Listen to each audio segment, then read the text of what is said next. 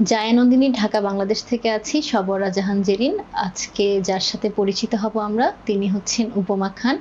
তিনি হচ্ছেন একজন ক্ষুদ্র ব্যবসায়ী। তিনি হচ্ছে আপনার পড়াশোনা করছে যে ঢাকা ভার্সিটি চারুকলা অনুষদে। তিনি সংসারও চালাচ্ছেন। সবকিছু মিলে তিনি ঘরে বাহিরে একসাথেই চালিয়ে যাচ্ছেন তার জীবনটা। তার সাথে পরিচিত হই। কেমন আছেন আপনি? ভালো আছি, তুমি কেমন আছো? আলহামদুলিল্লাহ ভালো। পড়াশোনা কেমন চলছে এখন? যাচ্ছে, ভালো চলছে। আচ্ছা, ঠিক আছে। চারুকলা পড়াটা কি ছোট থেকে ইচ্ছা ছিল নাকি? না, আমি কোনোভাবে? আসলে চারুকলা পড়াটা আমার ছোট থেকে ছিল না। আমি হচ্ছে যখন আমার ইন্টারমিডিয়েট পরীক্ষা দিলাম, তার টেস্ট পরীক্ষার পরে হচ্ছে আমি ডিসিশন নিয়েছি যে আমি চারুকলায় পড়বো। তো আসলে আগের থেকে প্ল্যান ছিল না। আচ্ছা, এই যে 4 বছর পড়াশোনা কমপ্লিট হলো, এখন কি মনে হচ্ছে?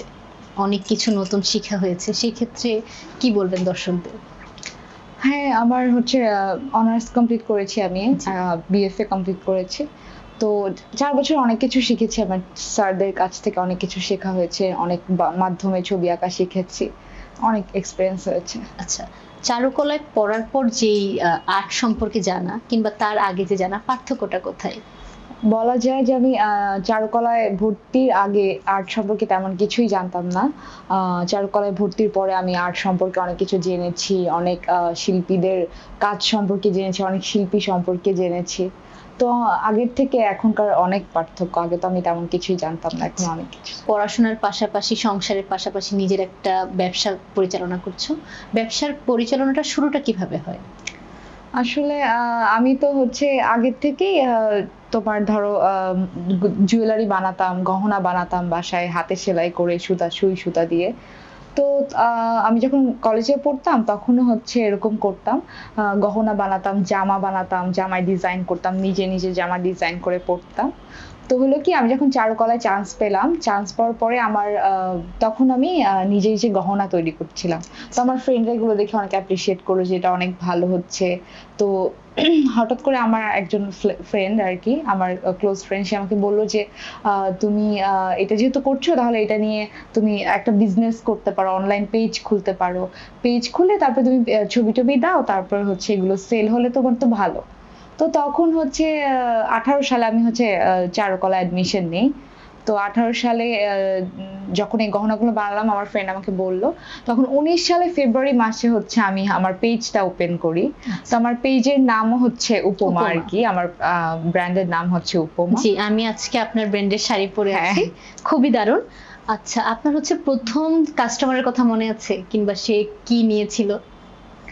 আমার প্রথম আমি একটা জুয়েলারি বানিয়েছিলাম, গহনা, যেটা হচ্ছে সুই সুতা দিয়ে করা, বোর্ড দিয়ে কাপড় দিয়ে করা, কাপড় আর সুতা দিয়ে করা। সেটা 19 সালের দিকে। তখন এটা ক্যাম্পাসে একটা আপু নিয়েছিল, আমার আপুর নামটা ঠিক মনে নেই। তো আমি যখন প্রথম দিকে তো জুয়েলারি বানাতাম, তো সেই ক্যাম্পাসে ঢাকা ইউনিভার্সিটির অনেক হল থেকে আপুরা হচ্ছে মেসেজ করতো, ওরা নিত আমার কাছ থেকে। আচ্ছা, মানে ঠিক আছে। ক্যাম্পাসের মধ্যে আর কি সেল করতাম প্রথমের জি। দিকে। অনলাইন বেস যদি কখনো বিজনেসগুলো যেগুলো আমরা দেখি, সেগুলো হচ্ছে অনলাইনে আমাদের প্রচুর প্রতিযোগিতা। সেই ক্ষেত্রে তোমার বিজনেসটা তুমি আলাদাভাবে কি করছো যাতে আরো বেশি হচ্ছে জনপ্রিয় হয়ে ওঠে? এখন তো সবাই দেখা যাচ্ছে সবাই ফেসবুক পেজ ওপেন করে বিজনেস করছে, যে যেমন পারছে, যেটা পারছে সেটা নিয়ে করছে। তো আমার দেখা গেছে যে আমি হচ্ছে যে শাড়ির যে পেজটা, এরকম তো আরো হাজারটা মানুষের আছে শাড়ির পেজ, তাই না? অবশ্যই। তো এখন এক একজনের যে ভালো কিছু দিচ্ছে, ভালো কাজ করছে, সবাই সবার জায়গা থেকে, সবার ডিজাইন ডিফারেন্ট ডিফারেন্ট। তো আমার মনে হয় যে কারোটা কপি না করে সবার একটা নিজস্বতা থাকা উচিত কাপড়ের অবশ্যই। ডিজাইনে।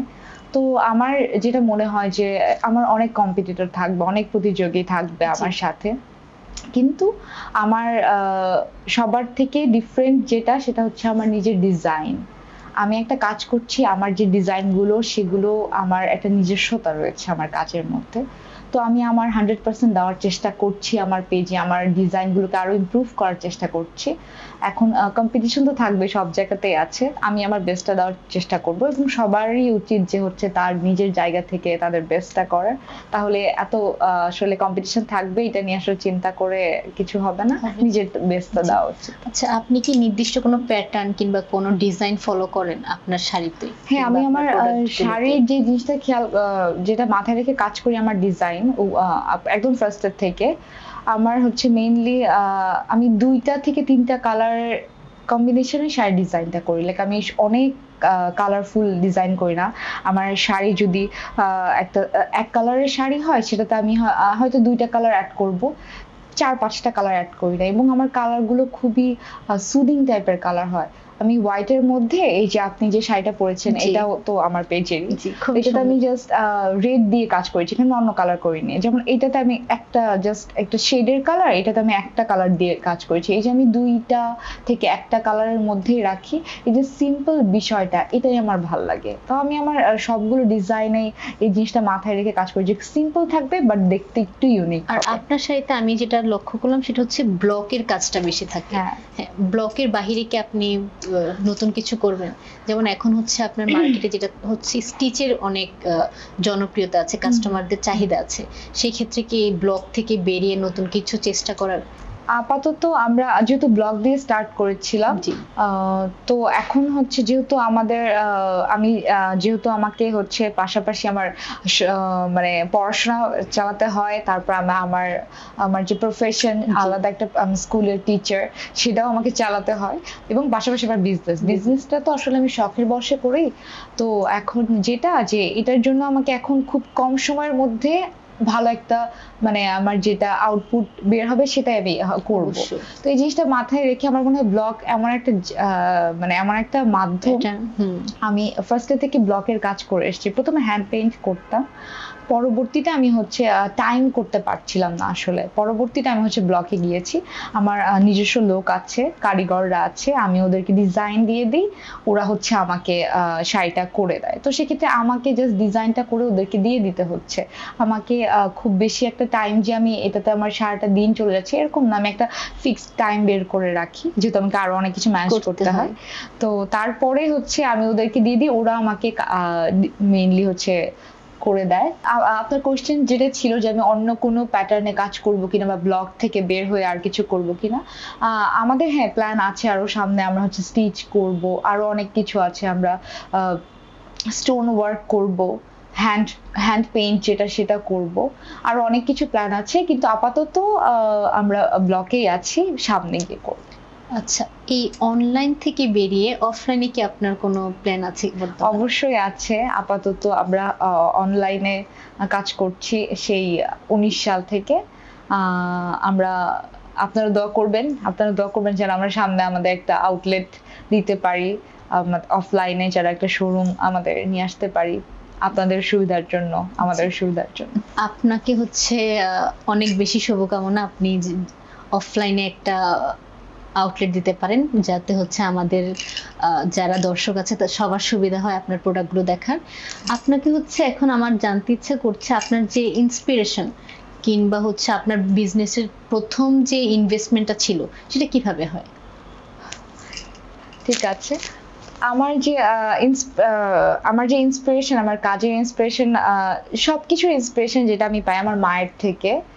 আমার মা, আমি ছোটবেলা থেকে দেখেছি আমার মা হচ্ছে অনেক জামা, তারপরে হচ্ছে শাড়ি, এগুলো সেলাই করতো, নিজের জামা নিজে সেলাই করতো, নকশা করতো।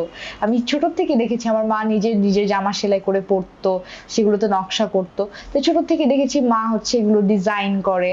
তো তখন থেকেই বলা যায় আমার কালার সেন্স, ডিজাইন, আমি সবকিছু ওখান থেকেই হয়তো বা আমি আয়ত্ত করেছি, ওখান থেকে আর্ট বিষয়টা আমি বুঝেছি। আমার মা আমাকে অনেক ইন্সপায়ার করেছে, এবং কোনো কিছুতে চেষ্টা করলে যে কোনো কিছু পাওয়া যায়, এটা আমি আমার মায়ের থেকেই শিখেছি।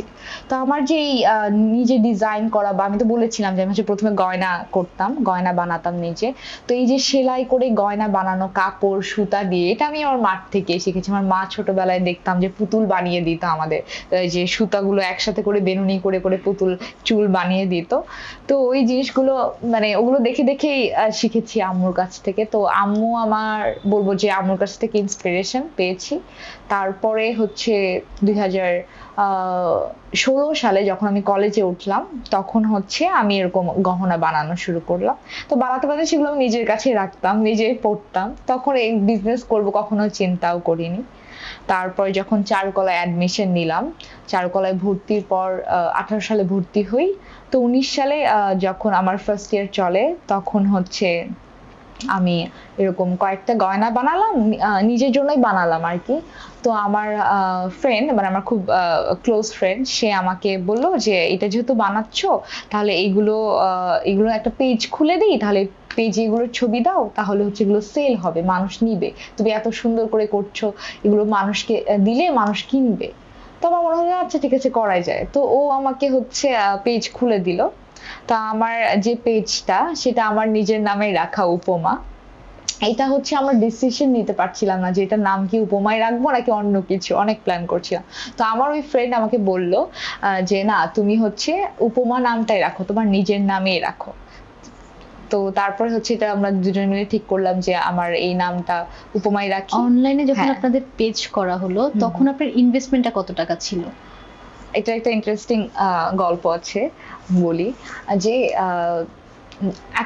তখন তো প্ল্যান করে ফেলেছি, আচ্ছা ঠিক আছে একটা পেজও খুলে ফেলেছি। তো এখন তো আমার জাস্ট 2-3টা মালা বানানো আছে, এগুলোর ছবি দিয়ে আমি রেখে দিচ্ছি, আর কিছু করছি না। কারণ বিজনেস কিভাবে স্টার্ট করতে হয় এরকম তো কোনো প্ল্যান নেই, আইডিয়া নাই, কিভাবে ইনভেস্ট করতে হয় এটাও বুঝতাম না তখন। তো তারপরে ওইবার হচ্ছে রোজার ঈদে, 19 সালে রোজার ঈদে হচ্ছে ঈদ সালামি পেয়েছিলাম। আমার এক দাদু আমাকে 1000 টাকা দিয়েছিল, সেটা ঈদের আগে আর কি দিয়েছিল, ঈদ উপলক্ষে দিয়েছিল। তো আমি ভাবলাম যে আমার ফ্রেন্ড বলছিল যে সামনে তো এরকম বৈশাখ আছে, তাহলে কি করা যায় একটা ইনভেস্টমেন্ট, কিছু ইনভেস্ট করে আমরা শুরু করি তাহলে। তো আমার ফ্রেন্ড আমাকে অনেক আর কি খুব সাজেস্ট করতো। তো তারপরে ওই 1000 টাকা দিয়ে আমি শুরু করলাম যে আচ্ছা আমার কাছে তো 1000 টাকা আছে, দাদু তো দিয়েছিল, তাহলে এটা দিয়ে কিছু কিনি, এটা দিয়ে করি। তো তখন হচ্ছে আমি গয়নার যত সরঞ্জাম ছিল, কড়ি, সুতা, কাপড়, তারপর হচ্ছে পুঁতি, এই সব কিছু কিনলাম 1000 টাকার মধ্যে, যতটুকু পারা যায় কিনলাম, যে না ইনভেস্ট করি, মানে ওই যে ব্যবসা। তখন মানে খুশি হচ্ছিলাম যে আল্লাহ, ইনভেস্ট করবো, 1000 টাকা ইনভেস্ট করলাম, তাহলে এটা কত টাকা আসবে, সেল করে কত টাকা পাবো, তাহলে একটা হিসাব করতে পারবো যে আচ্ছা ঠিক আছে। মানে খুবই মজা পাচ্ছিলাম ওই জিনিসটা, সেল হোক না হোক এই যে স্টার্ট করছি এটাই অনেক মজা পাচ্ছিলাম। তো তারপর 1000 টাকা ইনভেস্ট করলাম, সব জিনিসপত্র কিনলাম। উপমা শুরু হয়েছে ঈদ সালামির 1000 টাকা দিয়ে। একদম, এটা বলতে পারেন যে ঈদ সালামি 1000 টাকা দিয়ে শুরু করেছি। এখন হচ্ছে আপনি সেই 1000 টাকা যদি ধরেন, এখন আপনার হচ্ছে ইনকামটার যে মানে লাভটা, সেটা কেমন হয়? আপনি কি তাতে সন্তুষ্ট, খুশি? অনেকগুলো বছর পার করে এসেছি না, তো যেটা দিয়ে ইনভেস্ট করেছিলাম সেখান থেকে এখন আমার যে মান্থলি ইনকামটা আসে, বা আমার যে সেলের যেই টাকাটা আমি আসে, আমি বলবো যে এটা আমি যখন আমি ইনভেস্ট করেছি তখন আমি চিন্তাও করিনি যে আমি এইটা পাবো, ফিডব্যাকটা এরকম পাবো। তো হ্যাঁ, আমি এখন যেটা ইনভেস্ট করি আমি স্যাটিসফাইড হয়ে যাই, তাহলে তো আর হলো না, বাট আমি খুশি যে যেটা আসছে, এটা আমি যেটা কল্পনা করিনি ওই সময়, এখন সেটা পাচ্ছি, আমি খুব হ্যাপি। আচ্ছা, এটা কি মনে হয় চারুকলার উপমা, যদি চারুকলাতে পড়া না হতো উপমা তৈরি হতো না? হ্যাঁ, এটা একটা পয়েন্ট বলা যায়, কারণ হয়তো আমি অন্য সেক্টরে গেলে, হয়তো অন্য কিছু নিয়ে পড়াশোনা করলে, আমি আর্ট নিয়ে ওরকম খুব একটা ভাবতাম না, বা ডিজাইন কিছু করতাম না, পড়াশোনায় বিজি থাকতাম। কিন্তু যদি উপমার কথা বলতে যাই, উপমা তৈরির পেছনে যদি আমি বলি যে না চারুকলা একটা কারণ, হ্যাঁ অবশ্যই এটা একটা কারণ। উপমা তো 2019 সালে হচ্ছে শুরু হয়, তারপর আপনি দর্শকদের সাড়া পেতে শুরু করেন কবে থেকে? মানে কবে থেকে বুঝতে পারলেন যে আমি এখানে আরো ইনভেস্ট করতে পারবো, কিংবা আমার নতুন ডিজাইন আমার দর্শকদের জন্য আনতে হবে, সেটা কখন বুঝতে পারলেন? তো হ্যাঁ, এটা বুঝতে যখন পেরেছি, সেটা হচ্ছে যেই ইয়ারে আর কি বুঝতে পারলাম, ওই সালটা সবার জন্য আর কি, মানে ওই বছরটা সবার জন্য খুবই বলবো খারাপ সময় যাচ্ছিল আর কি, কারণ করোনার টাইমে। আচ্ছা, করোনার টাইমে 2020 সালে, এটা 2020 সালে শুরুর দিকে আমি হচ্ছে তখন মোটামুটি আমি ডিসিশন নিয়েছিলাম যে আমি একটা বড় রকমের ইনভেস্ট করব আমার পেজে। আমি হচ্ছে এখন আর গহনা বানাবো না, আমি হচ্ছে জামা বা শাড়ি এই টাইপের কিছু, মানে পোশাকের দিকে যাব আর কি, পোশাক তৈরির দিকে যাব। তো যখন এই ডিসিশনটা নিলাম, এর মধ্যে করোনা স্টার্ট হয়ে গেল, তারপর হচ্ছে আমাদের ক্যাম্পাস বন্ধ হয়ে গেল। তো আমি হচ্ছে আমার বাসায় সিরাজগঞ্জে চলে যাই। তো ওখানে যাওয়ার পরে তো একদম করোনায় সবকিছু বন্ধ, প্রথম দিকের কথা বলছি একদম। তো তখন বাসায় বসে কি করব, অলরেডি আমি ইনভেস্ট করে ফেলেছি কিছু টাকা, মানে আমি কাপড় কিনেছি আর কি।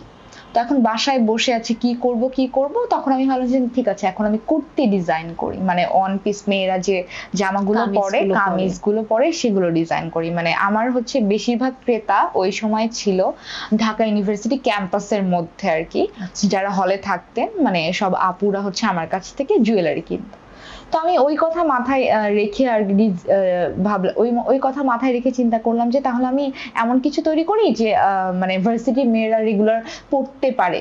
তো ওই কথা চিন্তা করে আমি হচ্ছে মেয়েদের ড্রেস তৈরি করা শুরু করলাম, তো অন পিস কুর্তিগুলো আর কি। তো আমি হচ্ছে কাপড় আমার মাকে দিয়ে কাটাতাম, কি করতাম আমি নিজের জন্য একটা করে ড্রেস বানাতাম, নিজের জন্য একটা করে ড্রেস বানাতাম, আম্মু কেটে দিত, ওটা আমি সেলাই করতাম, এবং সেলাই করার পরে ওটাতে হ্যান্ড পেইন্ট করতাম আমি নিজে। হ্যাঁ, নিজে নিজে হ্যান্ড পেইন্ট করতাম, এবং আমি প্রচুর ডিজাইন করেছি। সেটা আমি দেখা গেছে যে একটা জামার ডিজাইনের পেছনে আমার আরো অনেকগুলো লেআউট করতে হয়েছে, আমি দিন রাত দেখা গেছে আমি ডিজাইন করেছি, কোন ডিজাইনটা ভালো লাগছে সেটা আমি অ্যাড করেছি। সব মিলিয়ে ডিজাইন যখন আমার রেডি, এদিকে আমার কাপড়ও রেডি। তারপরে আমার সমস্যাটা কোথায় হলো, করোনার মধ্যে সবকিছু বন্ধ, এখন আমি কাপড়ে যে রং করবো সেই রংটা আমি কোথায় পাবো, এইটা একটা আমার তখন চ্যালেঞ্জ ছিল, কারণ সব দোকান সবকিছু বন্ধ ছিল। তো তারপরে যেটা হলো, আমার মা যার কাছ থেকে, আমাদের সিরাজগঞ্জে আর কি তখন সুতাঘর নামে একটা জায়গা আছে, ওখানে এইসব সুতা, সুই, এসব জিনিসপত্র, রং এগুলো পাওয়া যায়। তো আমি আমার মার কাছ থেকে সেই তার পুরনো যে লোক, মানে যার কাছ থেকে আমার মা জিনিসপত্র নিত, তাকে নক করলাম, আম্মুকে বললাম যে আম্মু তার সাথে একটু যোগাযোগ করার ব্যবস্থা করে দাও, আমি তাহলে তার সাথে কথা বলি। তো আমার মা হচ্ছে তার নাম্বারটা আমাকে দিল, তো তার সাথে আমি কথা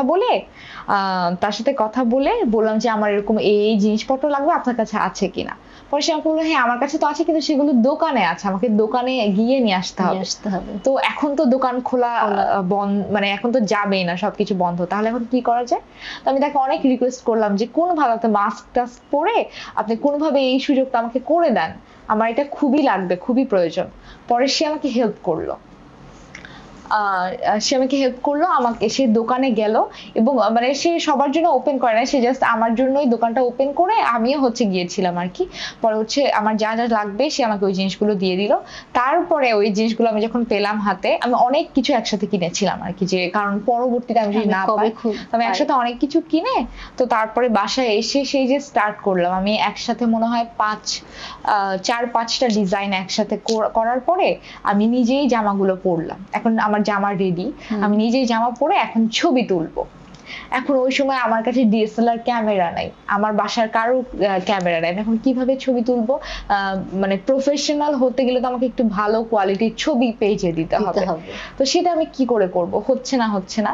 এর মধ্যে আমি হচ্ছে আমার নিজেরও তখন যে ফোনটা আছে সেটা দিয়ে ভালো একটা মানে ছবি, ওরকম কোয়ালিটির ছবি নেই, তখন আমার স্যামসাং এর একটা ফোন ছিল, তো খুব ভালো আমার কাছে ছবি যে তুলবো সেরকম ভালো কোনো ছিল না, কোনো ডিভাইস ছিল না আর কি। তো পরবর্তীতে আমি হচ্ছে এখন আমার জামা রেডি, এখন আমি কি করব, তো আমি হচ্ছে খোঁজ লাগাচ্ছি আমার ফ্রেন্ডদের সবাইকে, বলছিলাম যারা সিরাজগঞ্জে যে কারো ভালো ক্যামেরা আছে কিনা আমি ছবি তোলার জন্য। পরে আমি আমার একটা ভাইয়ের খোঁজ পেলাম, সে আমাকে বলেছে যে হ্যাঁ আমার এরকম ক্যামেরা আছে, আমি ছবি তুলে দিতে পারবো। তো আমি বললাম ঠিক আছে ভাইয়া, তাহলে আমাদের বাসায় আসেন। তো আমার বাসায় আসলো ভাইয়া, তো আমি হচ্ছে সাজুগুজু করে, আমার বাসার পাশে হচ্ছে এরকম গাছের যে জায়গাগুলো আছে, গাছ বেশি, তো ওই জায়গাগুলোতে গিয়ে আমরা কিছু ছবি তুললাম আর কি। তো কিছু আমার বাসার ভেতরেও ছবি তুললাম। তো ছবি তোলার পরে সেগুলো আস্তে আস্তে আমার পেজে দিতে লাগলাম। সামনে বৈশাখ ছিল, সামনে হচ্ছে রোজার ঈদ ছিল, বৈশাখ ছিল না, এটা হচ্ছে হ্যাঁ 2020 সালের রোজার ঈদের আগে আর কি আমি প্রথম আমার জামার কালেকশন সিরিজটা আনলাম। তো তারপরে হচ্ছে আনলাম, তো তখন দেখলাম কি অর্ডার পড়লো, এবং এমন না যে ক্যাম্পাসের ভেতরে, তারা সিলেট থেকে, চট্টগ্রাম থেকে, খুলনা থেকে, ঢাকার বাইরে থেকে, সিরাজগঞ্জের থেকে, বিভিন্ন জায়গা থেকে অর্ডার আসলো। টাইম নিয়েছে, 2-3 মাস সময় নিয়েছে, কিন্তু অর্ডার আসছে। আমি খুব অবাক হলাম, আমি তো জানতাম আমার কাস্টমার শুধু ক্যাম্পাসের ওই এরিয়াটার ভিতরে। তারপর আমি ভাবতাম যে মানুষ আমার কাছ থেকে শুধু গহনাই নেবে, তো আমি ড্রেস আনার পরে যে তারা এটাকে একসেপ্ট করবে এবং বিভিন্ন জায়গা থেকে আমার পেজ থেকে অর্ডার করবে, এটা আমি খুবই অবাক হয়েছিলাম। এবং ওখানে আমি ইন্সপিরেশনটা ওখানে মানে আরো বেশি আমাকে ইন্সপায়ার করলো যে না ঠিক আছে, আমাকে আরো কাজ করতে হবে। তো আমি ননস্টপ পুরো করোনার ওই 20 সালটা ননস্টপ কাজ করেছি। ননস্টপ কাজ করার পরে আমার এরকম সেল টেল ভালোই দেখছি হলো। সেল পুরো তখন ডিসেম্বর মাস চলে আসলো।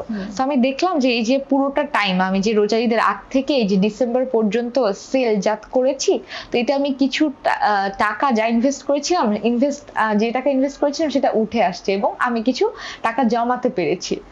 এখন আমি তো খুশি, ওকে ঠিক আছে, আমার হাতে একটা টাকা, একটা মোটামুটি অ্যামাউন্টের টাকা আমার কাছে আছে। এখন আমি টাকা দিয়ে কি করবো? আমার তো একটা ভালো ডিভাইস নাই, আমার তো একটা ভালো একটা ফোন নাই, আমি কি করতে পারি? তখন আমি ডিসিশন নিলাম যে ওকে, আমি তাহলে একটা ফোন কিনবো। তো আমি এখন যে ফোনটা ইউজ করছি সেই ফোনটা আমি আমার প্রথম ইনকাম মানে আমার পেজের থেকে যে ইনকামটা এসছে সেটা দিয়ে মানে আমার বাজেট ছিল 30,000 টাকা। তো আমি 30,000 টাকার মধ্যেই হচ্ছে আমার ফোনটা কিনেছি। তো এই যে 30,000 টাকা দিয়ে আমি নিজে কোনোদিন নিজের টাকা দিয়ে একটা ফোন কিনতে পারবো, এটা আমি কখনো চিন্তা করি নাই, যেটা করোনার সময় হয়েছে। তো আমি বলবো যে এই যে উপমাকে মানুষ চিনতে শুরু করলো, করোনার টাইম থেকে মানুষ উপমাকে চিনতে শুরু করেছে এবং আমি তখনই সাড়াটা পেয়েছি সবার থেকে। এবং তারপরে আমার উপমা নিয়ে কাজ করা শুরু, আর থামি এখনো কাজ করে যাচ্ছি। আপনি তো বিবাহিত, আপনার হচ্ছে সেই ক্ষেত্রে আপনি আপনার স্বামী থেকে মানে হাজবেন্ড থেকে কেমন হচ্ছে সাহায্য পাচ্ছেন, কিংবা সে আপনাকে আপনার কাজের ক্ষেত্রে কিভাবে মোটিভেট করে, সাপোর্ট করে? তো এটা এই এই বিষয়ে বলি যে আমি যে বলেছিলাম যে আমাকে যে আমার একটা বন্ধু আমাকে সাপোর্ট করেছিল বা আমার পেজটা খুলে দিয়েছিল, তো আমার সেই বন্ধুই হচ্ছে এখন আমার হাজবেন্ড। তো ওই আমাকে হচ্ছে মূলত উপমা পেজটা শুরু করার পিছনে ও একদম আমাকে সাপোর্ট করেছে ফুললি। এবং 5 বছর পর এসে আমাদের 2022 সালে আমাদের বিয়ে হয়েছে। তো ও আমাকে, আমি তো বললাম যে ও আমাকে শুরু থেকে সাপোর্ট করেছে, তো সেইভাবে ও আমাকে এখনো সাপোর্ট করছে এবং আগামীতেও আমরা দুজন মিলে আরো ভালো কিছু করব, উপমা পেজের জন্য দুজন একসাথে কাজ করব। তো আমাকে সবকিছুতেই সাপোর্ট করে এরকম।